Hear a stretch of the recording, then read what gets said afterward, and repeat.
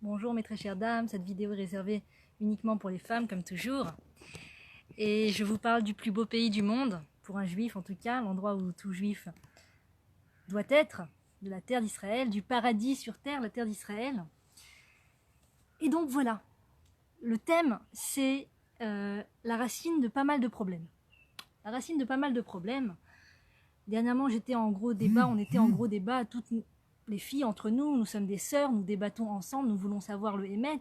On parlait de la perruque, du foulard, combien de centimètres, qu'est-ce qui est permis, qu'est-ce qui n'est pas permis, et chacun dit ce qu'elle pense être le Hémet, et chacun essaye de trouver le Hémet. Et je me dis, je voyais que ce débat pompait quand même pas mal de mon énergie, et je me dis pourquoi est-ce qu'on se prend la tête? Pourquoi est-ce qu'on se prend la tête? Pourquoi est-ce que c'est pas agréable, c'est pas agréable de devoir expliquer aux gens, écoute, c'est tant de centimètres, c'est tant de trucs, regarde, c'est après le coude, c'est pas avant le coude, c'est ici, c'est pas en dessous d'ici, la jupe, c'est en dessous des genoux, même quand tu t'assois, c'est pas agréable de dire ces choses-là. Vous pensez que je passe un bon moment à vous expliquer ces trucs? Eh bien non, c'est un effort, ça me demande un effort. Mais pourquoi je tiens tant à vous parler de ces choses-là? Et pourquoi je continue de revenir à la charge, malgré les messages qu'on m'envoie, malgré les réactions des gens? Quand j'étais jeune, quand j'étais enfant, j'étais très sensible. Un petit mot d'une personne, ça pouvait me fossiliser pendant pas mal d'heures en train de pleurer et d'hurler. Je prenais très fort les choses à cœur. Et aujourd'hui, Baruch Hashem, j'ai grandi, Toda Lael, Hashem il m'a donné des forces, d'accord?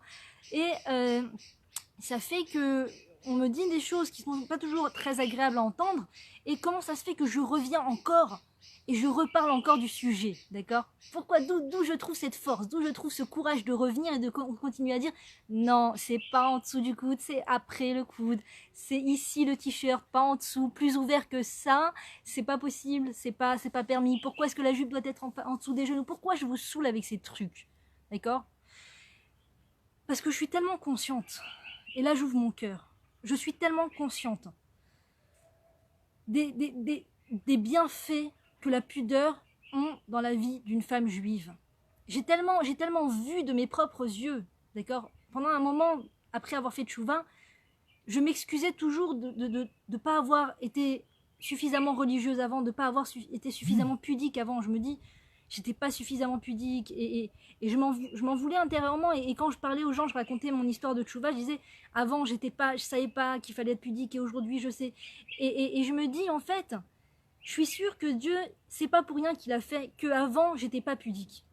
Et qu'après, un jour, un matin, il m'a ouvert les yeux et il m'a aidé à comprendre l'importance de la pudeur. Parce que j'ai vu de mes propres yeux et j'en témoigne. C'est mon témoignage que j'apporte maintenant. C'est pas seulement la halakha. J'apporte mon témoignage que dans la vie où je n'étais pas pudique, peu importe les raisons, je ne savais pas, je n'étais pas au courant, bourrage de crâne, médiatique, etc.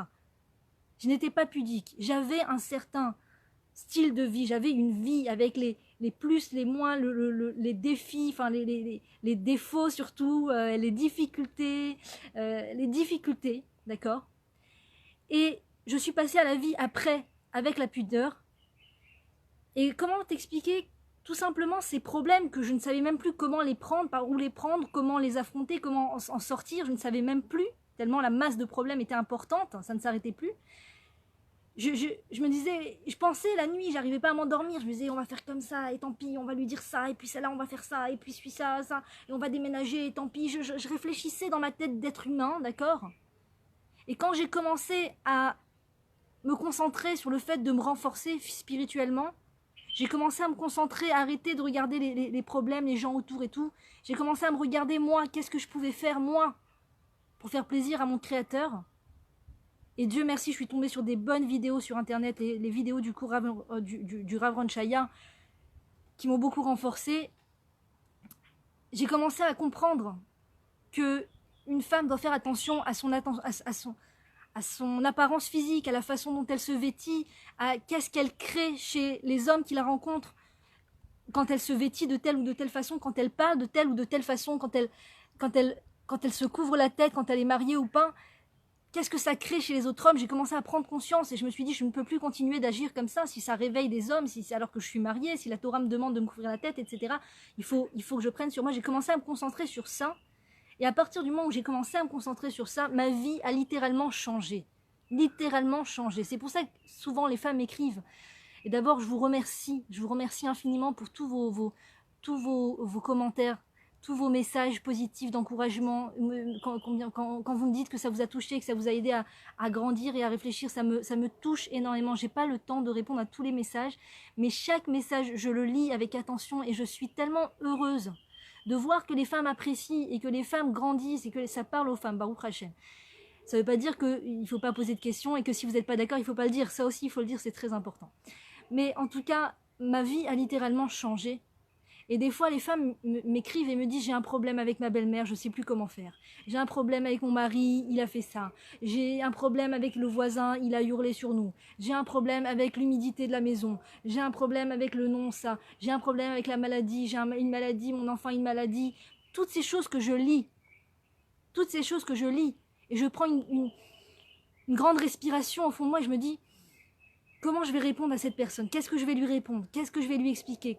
Comment lui expliquer, comment essayer de l'aider à régler son problème. » Et chaque fois, j'ai pas le temps de répondre, que je réfléchis le soir, je me dis, mais la base, la racine, c'est le renforcement au niveau de la pudeur. Je l'ai vécu, j'avais des problèmes inexplicables, d'accord. J'aurais été voir quelqu'un, j'aurais dit mes problèmes, elle m'aurait dit fais A, B, C, passe par là, raccroche à celui-là, dis à celui-là. Il m'aurait donné des conseils techniques, ça n'aurait rien fait avancer dans ma vie.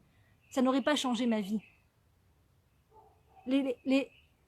L'avancement dans la pudeur que j'ai pu faire dans ma vie, chaque chose que j'ai prise sur moi, chaque fois que je me suis couverte la tête, et un peu plus, que j'ai rallongé que j'ai changé le pantalon contre une jupe, et que la jupe je l'ai rallongée de plus en plus. Pareil pour les t-shirts, un t-shirt plus fermé, en dessous du coude, et que j'ai arrêté de mettre des tissus qui sont moulants, qui montrent les formes du corps, plus j'ai commencé à me concentrer, à être honnête avec mon apparence, avec est-ce que c'est la manière que Dieu attend de moi que je me vêtisse? Est-ce que c'est de cette manière qu'il attend que je m'affiche devant les gens, devant les autres hommes? À la maison, c'est une chose. Mais s'il y a des hommes qui viennent à la maison maintenant, si moi je sors de la maison et que je vais marcher dans la rue, je sais qu'il y a d'autres hommes qui vont me voir. Est-ce que c'est de cette manière que le Créateur qui m'a fait descendre dans ce monde et qui m'a tout donné, la respiration, une âme, une vie, être en Israël, avoir des enfants, être marié, tout ça, c'est mon Créateur qui m'a donné, qui m'a tout donné, je lui dois tellement. Est-ce que c'est de cette manière qu'il veut que je me vêtisse? Et qu'est-ce que ça crée dans la tête des autres hommes qui sont peut-être eux-mêmes mariés? Qu'est-ce que ça crée quand ils me voient avec une jupe si courte, avec un pantalon, avec une chevelure tellement attirante? Qu'est-ce que ça crée dans leur esprit? Et après, eux, ils rentrent chez eux. Ils sont avec leur femme, et ils ont plein d'idées en tête, et parmi toutes ces idées, il y a ma photo, il y a ma tête à moi parce que j'étais trop attirante. Est-ce que j'ai envie de ça? Est-ce que j'ai envie d'être un handicap pour les couples des autres? Est-ce que j'ai envie moi-même d'être avec mon mari, d'être chez moi et tout d'un coup d'avoir des pensées? De me souvenir de ce monsieur qui m'a fait un compliment, de ce monsieur qui m'a arrêté dans la rue et qui m'a parlé et qui m'a regardé avec ses lunettes comme ça et qui m'a dit ah alors vous habitez ici depuis combien de temps et tout ça, qui a essayé de me charmer. Je rentre chez moi et puis j'ai ce monsieur là dans la tête qui m'a fait des compliments et qui m'a dit des choses gentilles, qui m'a dit combien j'étais belle ou mignonne ou quoi que ce soit, et il y a mon mari qui est là, qui est devant moi, je suis censée être avec lui, parler avec lui, communiquer avec lui, je sais. Ce monsieur dans la tête, est-ce que c'est bien? Est-ce que c'est ça que Dieu veut de moi? Est-ce que c'est ça qui va m'aider à construire ma cellule familiale? Est-ce que c'est ça qui va faire descendre dans ma vie la bénédiction de Dieu, une pluie de bénédiction? Dieu veut faire tomber une pluie de bénédiction dans la vie de tous les Juifs. D'accord? La question c'est, est-ce que je suis apte à recevoir cette bénédiction? Est-ce que quand je pense à quelqu'un d'autre, je suis apte à recevoir la bénédiction de Dieu dans ma vie, dans mon couple? Et plus je me suis posé ces questions, plus j'ai été honnête envers moi-même, plus j'ai fait des actes courageux dans le sens que j'ai jeté des vêtements qui m'ont coûté très cher. J'ai jeté des vêtements auxquels j'étais extrêmement attachée. D'accord? Où je me suis investie physiquement, financièrement, au niveau de mon temps, de mon travail, tout ça pour pouvoir acquérir ces fameux vêtements. Ces fameux vêtements qui autrefois me donnaient un sentiment d'être une fille super glorieuse, une fille super appréciée. Ces vêtements qui, pendant longtemps, j'ai cru que c'était moi, ça me représentait, c'était mon identité. Et donc ces vêtements qui m'étaient chers, entre guillemets, je prenais tout d'un coup conscience, en fait, qu'ils n'étaient pas appréciées de Dieu, pas, en tout cas pas à l'extérieur de ma maison, peut-être chez moi, mais pas à l'extérieur. Et le fait de les avoir dans mon armoire était peut-être un danger pour moi parce que je n'allais peut-être pas me retenir à les porter uniquement que chez moi, mais peut-être que j'allais finir par les porter dehors. Est-ce que c'était vraiment ce que Dieu voulait? Et donc j'ai fini par jeter ces vêtements. Jeter. Je les ai même pas refilés, je les ai même pas vendus. Au début, je me suis dit, tant pis, je vais les vendre, c'est trop cher, c'est trop beau, bah tant pis, c'est à eux. Après, les femmes, elles font ce qu'elles veulent avec, elles font leur crèche bonne fèche et tout, elles se poseront les bonnes questions. Si elles veulent pas les porter, bah, elles auront qu'à pas les acheter, tout ça. Et après, je me suis dit, mais non, mais pourquoi tu les mets dans un... Pourquoi toi, tu veux être à la racine de ça? Vois grand, tu veux de l'argent, vends pas des vêtements impudiques. Jette ces vêtements impudiques et Dieu, il va te donner la bracha dans ta vie. La parnassa, elle vient de Dieu. L'argent vient de Dieu. Il faut pas croire que c'est parce que on va vendre des vêtements impudiques maintenant qu'on va se faire de l'argent et qu'on va réussir et qu'on va avoir la bracha dans la vie. La bracha, elle vient de Dieu, la bénédiction vient de Dieu. Donc si on fait quelque chose contraire à la volonté divine, il faut pas espérer que la bénédiction vienne dans notre vie. Et donc quand j'ai pris ces vêtements et je les ai mis dans la benne de poubelle, d'accord, des sacs entiers, des sacs énormes dans les bennes de poubelle. Même quand des fois je venais d'acheter les trucs, je venais d'acheter un chapeau, je me suis dit je me couvre la tête, j'achète un chapeau. Oui mais c'est un chapeau à trous, d'accord, c'est un genre de borsolino un peu troué de partout, avec toujours les cheveux derrière, on voit tout. Est-ce que c'est vraiment ça? Et alors je venais de l'acheter, il m'avait coûté très cher, j'avais voyagé en dehors d'Israël pour aller m'acheter des vêtements, machin et tout, j'étais revenue, mais est-ce que c'est vraiment ça qu'il veut que je porte? Et encore une fois de plus, j'allais jeter. Et tous ces actes, mais ont été la racine, ont été la cause, Baruch Hashem, d'une grande bénédiction dans ma vie. D'une grande bénédiction dans ma vie. Les problèmes se sont réglés d'eux-mêmes. Je n'aurais jamais pu imaginer un scénario pareil pour régler mes problèmes, mes propres problèmes. Dieu m'a envoyé des scénarios exceptionnels pour me régler mes problèmes. Il y a des choses que je ne peux même pas raconter parce que ce sont des choses intimes, parce que ce sont des choses qui peuvent être du lachonara. Je ne peux même pas parler et témoigner des choses. Il y a des choses sur lesquelles je témoigne. D'ailleurs, j'ai écrit un livre avec l'aide divine, Baruch Hashem, et moi dans tout ça sur Amazon.fr, un prix symbolique, livrable partout. J'ai témoigné de ma vie, avant, après, et la bracha que ça a apporté dans ma vie. Mais il y a plein de choses que je ne peux même pas témoigner parce que ce sont des choses... Et pourtant, elles sont gravées dans ma chair. Et c'est pour ça que je reviens à la chair. C'est ces choses-là qui sont à l'intérieur de moi et qui sont cette essence, ce turbo qui me dit « Mais non, mais dis-leur que c'est important la pudeur. Dis-leur qu'elles tiennent sur ça. Dis-leur que c'est là le résultat de leurs problèmes. La résolution de leurs problèmes, c'est dans ça. C'est dans le fait de prendre sur soi la pudeur. C'est ça, c'est le travail d'une femme juive dans ce monde. Un homme juif, il a d'autres questions à se poser. Il doit prendre sur lui l'honnêteté au travail, il doit prendre sur lui le fait de ne pas regarder des femmes. La femme, son truc à elle, c'est la pudeur. Le truc sur lequel elle doit se remettre en question quand il lui arrive quelque chose, quand elle a des problèmes, c'est ce que Rabbeinu Bechaye nous dit dans le traité du devoir des cœurs, que quand il arrive à une personne juive quelque chose de désagréable, Sheye Pashpesh Bema Asav, qu'elle fasse une introspection. Et le Rav Arush nous dit dans le Jardin de la foi, et dans À travers champs et forêts, qui sont des livres extraordinaires, très faciles à lire, il nous dit que tout ce qui nous arrive, c'est juste pour nous remettre sur le rail, le bon rail. On est un beau train en marche, et des fois on est tombé, on s'en rend pas compte. On est tombé du rail. On croit qu'on est encore sur le rail, mais en vérité on est à côté du rail. Et Dieu voit les choses. Dieu nous aime et Dieu veut nous aider. Dieu ne veut pas nous laisser dans une telle situation. Il veut qu'on se remette sur le rail pour aller très loin. On a chaque personne juive au monde a une réalisation très spécifique dans ce monde, exceptionnelle, au niveau spirituel, au niveau de la bracha aussi physique, aussi matérielle, d'accord?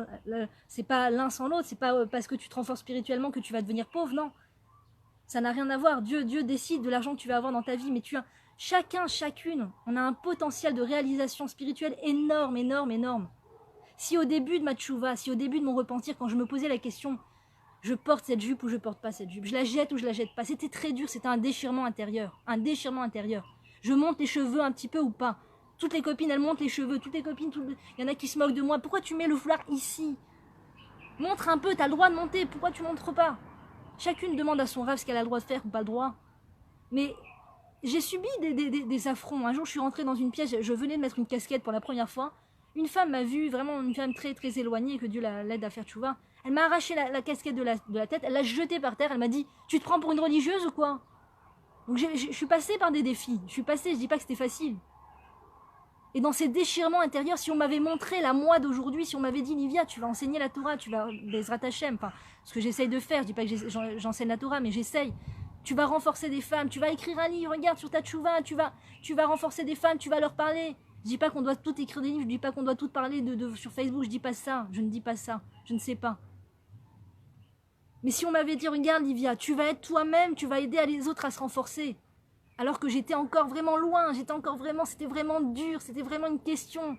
Tous les jours c'était une question.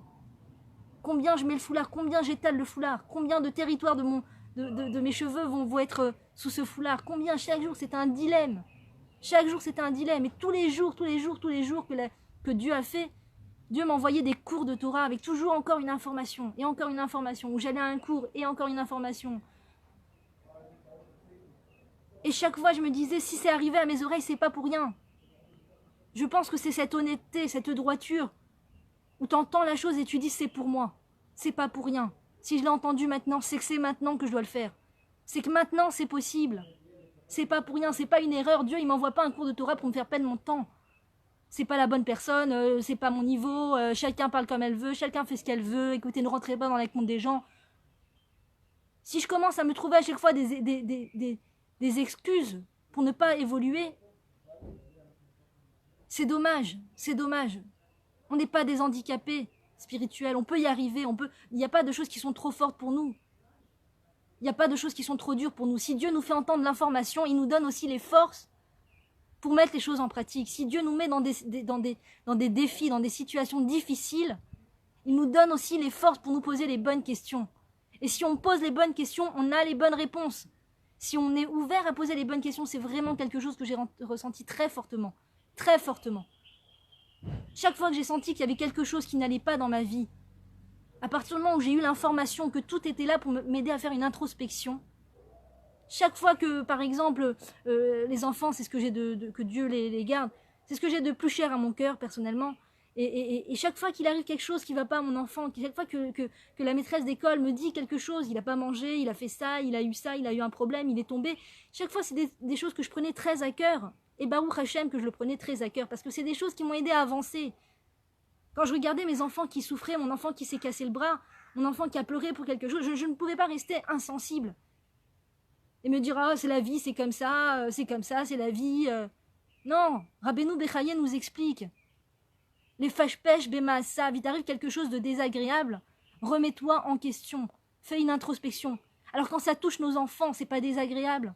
Quand ça touche la chair de notre chair, vous allez me dire que c'est pas grave. C'est très grave, il faut être une femme sensible, c'est normal, c'est bien d'être sensible. C'est bien. Mon enfant a une difficulté à l'école. Avant de chercher 1 milliard de thérapeutes, avant de chercher 1 milliard de solutions, avant de poser 1 milliard de questions sur Facebook, déjà de s'isoler avec Dieu et de dire ok mon Dieu, tu m'as envoyé quelque chose, je comprends que ça vient de toi, Donne-moi les outils spirituels pour recycler ce défi, recycler cette épreuve de la façon dont tu attends que je recycle. Et pas faire du baltachrit d'épreuves. Envoyer 1 milliard de messages sur WhatsApp et 1 milliard de messages sur Facebook et faites des télim. C'est important de faire des télim, mais si nous, soi-même, on ne prie pas pour soi, si nous, soi-même, on ne fait pas des télim pour son problème, avant de demander aux gens de faire des télim, si soi-même, on ne fait pas des télim pour ses problèmes à soi, si soi-même, on ne fait pas une introspection chaque fois qu'il nous arrive une épreuve, même si toute la terre entière fait des télim pour ton problème, c'est comme si ton problème n'a servi à rien. Parce que tu ne t'es pas remise en question par rapport au problème qui t'est arrivé. Combien d'années j'ai souffert au sein de mon couple, au sein de ma vie, j'ai eu des souffrances et des trucs vraiment, pas des trucs grands, mais des trucs quand t'es dedans, c'est pas facile, c'est pas évident. Et je croyais que j'allais devoir me taper ces problèmes à vie. J'étais sûre que c'était pour la vie, c'était comme ça, c'était une malchance, c'est comme ça, il y a un conflit avec telle personne, il y a ce problème-là, c'est comme ça sera comme ça toute la vie. Et je rentrais chez moi, j'étais énervée, j'étais sous pression, je me disais mais combien de temps ça va durer ces problèmes, combien de temps, et j'étais sûre que c'était pour la vie. Et tout d'un coup, sans calculer, c'est pas que je me suis dit je vais être pudique, comme ça je vais plus avoir de problème. C'est juste que j'ai lu Rabbeinu Bechaye qui dit faire une introspection. Alors j'ai dit je vais faire l'introspection. Et chaque fois que j'ai avancé dans le chemin de Dieu, et que Dieu m'aide à continuer parce que j'ai encore beaucoup de travail à faire, chaque fois que j'ai avancé dans le chemin de Dieu, j'ai vu que mes problèmes se sont résolus d'une façon tellement sans moins d'effets secondaires. Parce que quand on veut prendre les choses en main, d'accord, ok, il y a ce problème, pas de problème, je sais exactement quoi faire, je vais lui dire tel mot, les gens me posent des questions sur Facebook, ces questions anonymes, comment vous me conseillez de répondre à ma belle-mère qui met son nez dans toutes mes affaires. Et les gens lui disent, écoute, tu lui dis comme ça et comme ça, tu l'appelles, tu lui fais bien comprendre qu'elle arrête, mais pas du tout, c'est pas du tout la solution. Tu veux envenimer le problème, tu veux mettre de l'huile sur le feu. Alors fais comprendre aux gens qui t'embêtent et qui t'énervent et explique-leur, qui te dérangent, explique-leur que c'est Ken, rentre-leur dedans et sois plus forte que les autres et toujours le dernier mot. C'est pas comme ça qu'on règle les problèmes. C'est pas comme ça qu'on règle vraiment les problèmes. D'accord? De façon très superficielle peut-être. Et encore. La vraie réalité, pour résoudre des problèmes dans ce monde, c'est de comprendre un instant, 2 minutes. Il y a le problème extérieur, d'accord, dans son extériorité, un conflit avec une personne par exemple, mon enfant qui a un problème, d'accord, un conflit, c'est le problème extérieur. Je vais plonger en profondeur. Qu'est-ce que ce problème vient réveiller chez moi? Qu'est-ce que Dieu veut me dire? Il y a quelque chose. Si on est des bulldozers en train d'écarter tout et d'aplanir le terrain chaque fois qu'il y a quelqu'un ou quelque chose qui nous dérange, on écrase les autres, on écrase les choses, on écrase les gens, on bloque les gens, on truc, d'accord? Me parle pas comme ça, tout ça, toi, oh, tu te calmes, tout ça. Si on est un bulldozer, d'accord? En vérité, on règle pas les problèmes. On se fait des ennemis et c'est tout. Et Dieu ne veut pas cette solution. C'est des effets secondaires tellement problématiques après. Dieu, il a des solutions sans problème secondaire. Sans effet secondaire. Il a des solutions propres. Des solutions propres. Mais juste, fais un pas vers moi. Montre-moi, ma fille. Montre-moi que tu as compris le cours de Torah que je t'ai envoyé. Montre-moi que c'est pas tombé dans l'oreille d'un sourd. Montre-moi que tu prends les choses à cœur. Montre-moi que tu n'es pas insensible à la sainteté. Pourquoi je reviens tant sur ça? On nous dit dans la Torah, Vemachanecha kadosh. Machanecha ye kadosh, je ne dis pas le passouk exact, mais à peu près c'est ça. Ki Hashem mitaler bemachanecha. Ton camp doit être saint. Ton camp doit être saint car Dieu est dans ton camp. Dieu se promène à l'intérieur de ton camp. C'est quoi ton camp en l'occurrence? Pour la femme, une partie de son camp, c'est aussi son esprit. C'est son esprit. Son esprit doit être saint car Dieu se promène dans son esprit. Quand une femme mariée s'émouvoit du compliment que le patron lui a fait, quand une femme mariée va pour choisir un vêtement et au moment de choisir ce vêtement, elle a une pensée pour son collègue masculin, que Dieu préserve, quand une femme mariée, en l'occurrence, reçoit chez elle un réparateur, par exemple, et qu'elle se met à discuter avec lui de choses dont elle n'a pas besoin de discuter avec lui. Au maximum qu'elle en parle avec son mari, qu'elle en parle avec une amie. Pourquoi avec un réparateur? Quel rapport maintenant? Quel rapport tu vas demander au réparateur? Qu'est-ce qu'il en pense de Tu crois que ça va rallonger la vie de ta nouvelle machine à laver? Tu crois que si tu parles maintenant avec le réparateur, tu pars avec lui dans un débat et t'es là avec ton apparence attirante et tout, tu t'es pas habillé pudiquement comme il faut et tu te mets à poser des questions au réparateur et vous pensez que si je fais ça et ça, tu crois que ça va augmenter la vie de ta machine à laver? La vie de ta machine à laver, c'est Dieu qui la décide. Dieu, il décide combien de temps ta machine à laver, elle va fonctionner.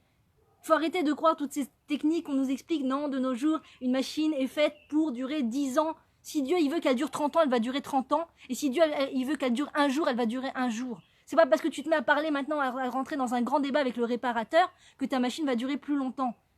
Dieu se trouve dans ton esprit, dans ton camp. Et quand il t'a offert ce cadeau extraordinaire qui s'appelle le couple, la sainteté du couple, le mari, l'âme, la seconde partie de notre âme, et qui voit que non seulement tu n'apprécies pas cette seconde partie de l'âme qui t'a qui l'a ramené près de toi, mais en plus tu es occupé à regarder les autres secondes parties d'âme d'autres femmes qui appartiennent à d'autres femmes. Dieu est dans ton esprit. Dieu n'apprécie pas cela. Machanecha yekadosh, ton esprit doit être saint. Dieu, il se balade dans l'esprit, il voit toutes les idées, toutes les effervescences de la femme, tout ce pourquoi elle s'émouvoit, tout cela est mis devant Dieu comme un livre, il voit comme un livre ouvert en nous, il voit tout, il voit tout, il voit tout. Il voit quand on s'est mis à parler avec un homme pour rien, pour rien. Il voit quand on s'est mis à appeler un serveur alors qu'on pouvait appeler une serveuse.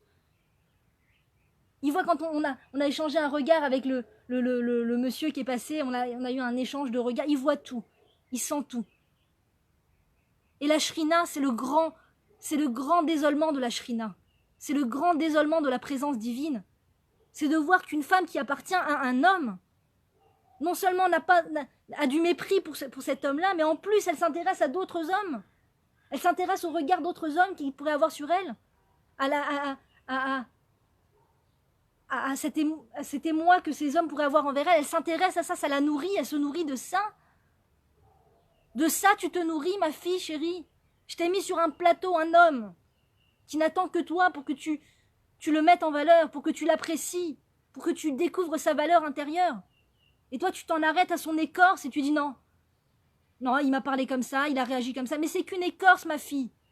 C'est qu'une écorce. Crois qu'il y a à l'intérieur de ce fruit une chair merveilleuse, une chair sucrée, comme dans un fruit, une grenade. Une grenade, c'est pas facile à ouvrir.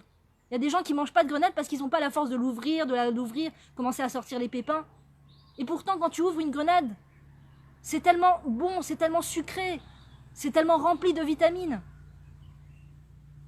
Un homme, notre mari en l'occurrence, des fois il peut avoir des écorces, mais à l'intérieur il est plein de mitzvot. Comme la grenade est pleine de mitzvot. Nous avons des maris pleins de mitzvot, il suffit de le voir. Ah bon, et même quand il dit qu'il ne croit pas en Dieu, c'est ça la nouveauté, c'est ça le chidouche. Qu'un juif, même s'il a une écorce très épaisse, à l'intérieur, il est plein de mitzvot, plein de bons. Et donc quand tu n'as pas eu la force d'ouvrir cette grenade, quand tu n'as pas eu la force d'aller en profondeur de ton mari et essayer de le juger favorablement, d'aller voir le bien qu'il y a en lui, et donc tu n'es pas arrivé à ce stade où tu remercies Dieu pour ce que tu as reçu, quand on est dans cet état de manque de remerciement, d'ingratitude, c'est ça qui nous pousse à la faute. C'est ça qui nous pousse à aller regarder ailleurs, à vouloir chercher cette nourriture ailleurs, de sources pas cachères, de sources qui ne nous concernent pas. Qui ne nous concernent pas. Pourquoi est-ce qu'on met des photos de nous dénudés sur Facebook? Pourquoi? Impudiques sur Facebook. Pourquoi? Tu veux montrer des photos impudiques de toi? Mets des photos dans ta chambre.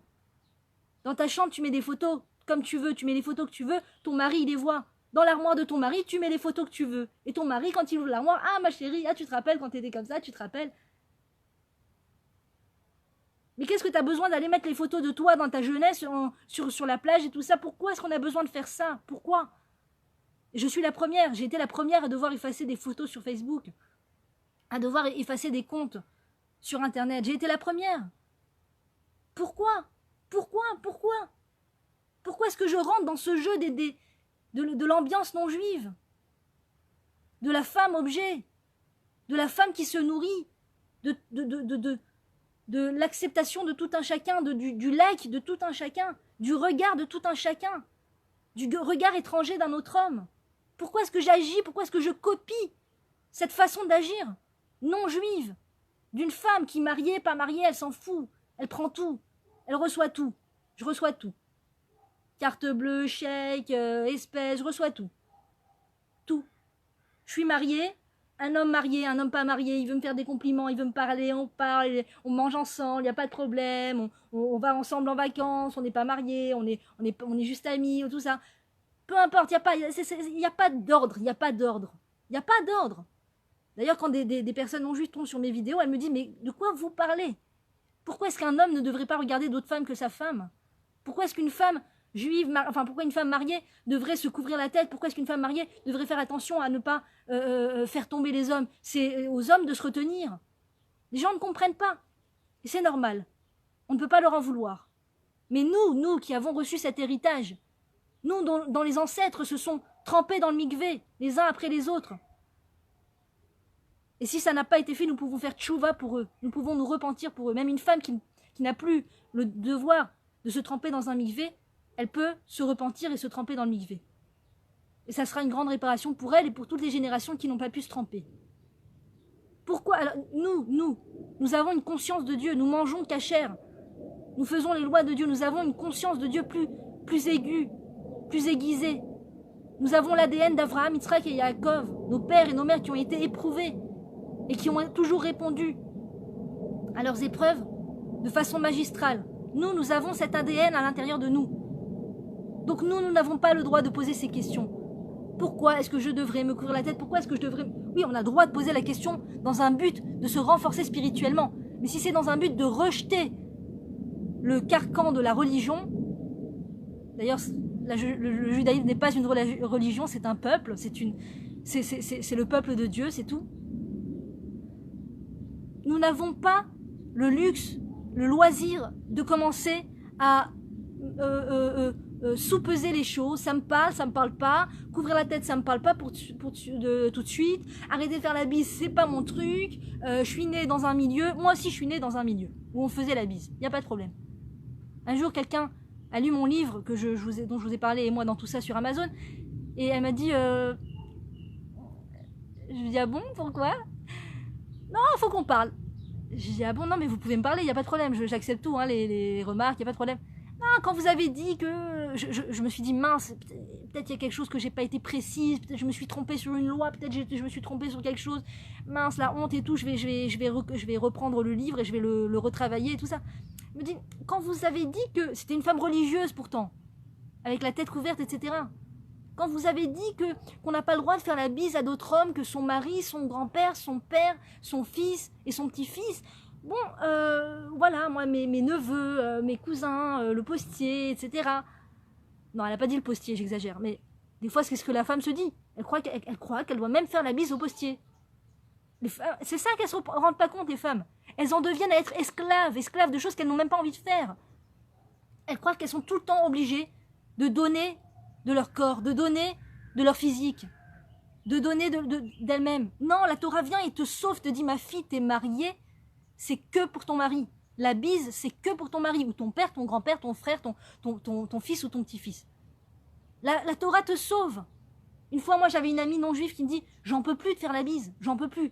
Donc, ce que je vais faire, d'accord, le matin, on rencontre 10 personnes, il faut que je fasse 10 fois 20 bises, d'accord. Ce que je vais faire, c'est que de loin, je vais leur faire coucou à tous, comme ça, ils comprennent que c'est bon, hein, la bise.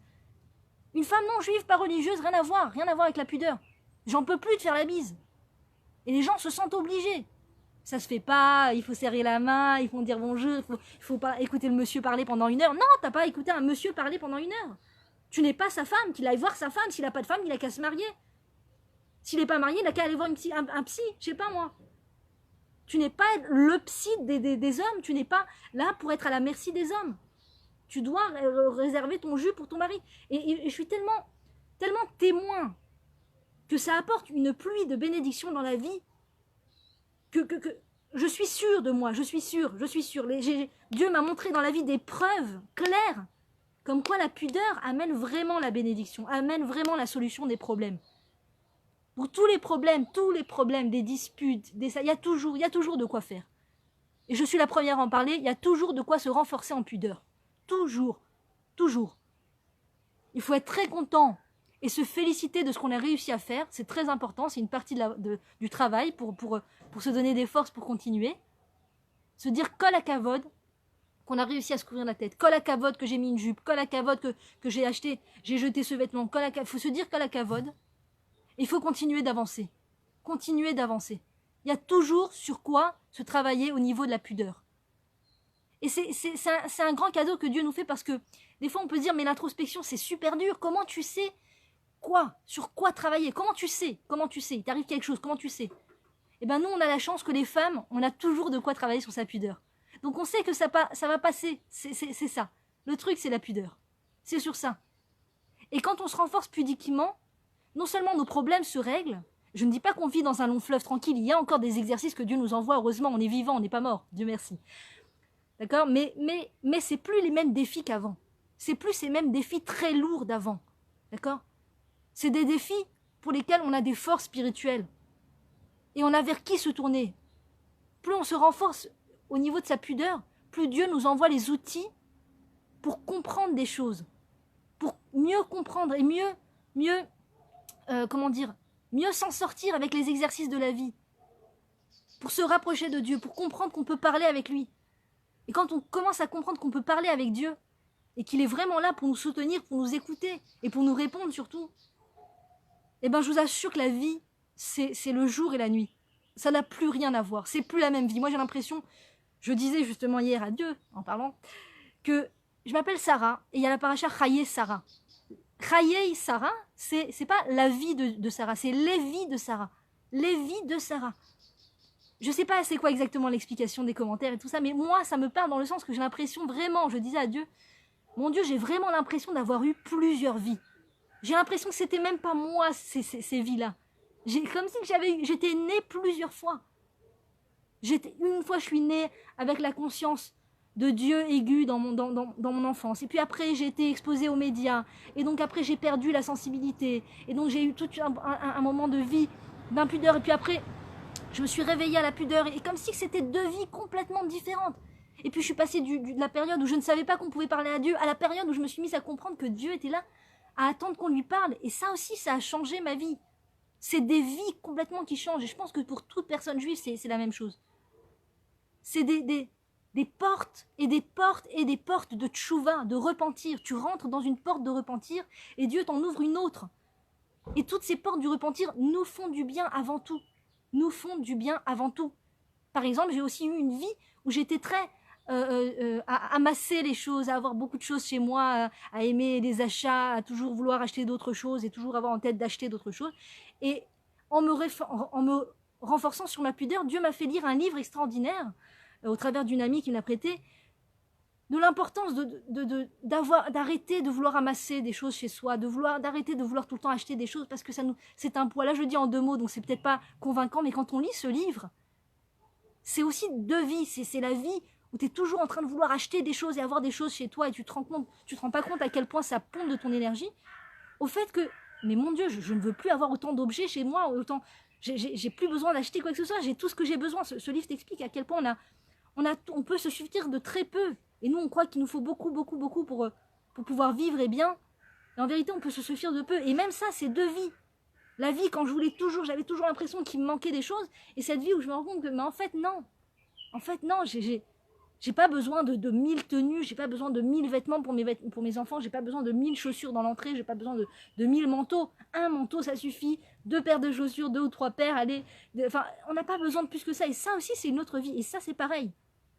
Ou alors, j'ai eu la vie où j'avais pas conscience de la nourriture saine. Et Dieu m'a envoyé, Baruch Hashem, au travers d'une grossesse, le diabète. Et donc, j'ai commencé à me renforcer sur la nourriture saine.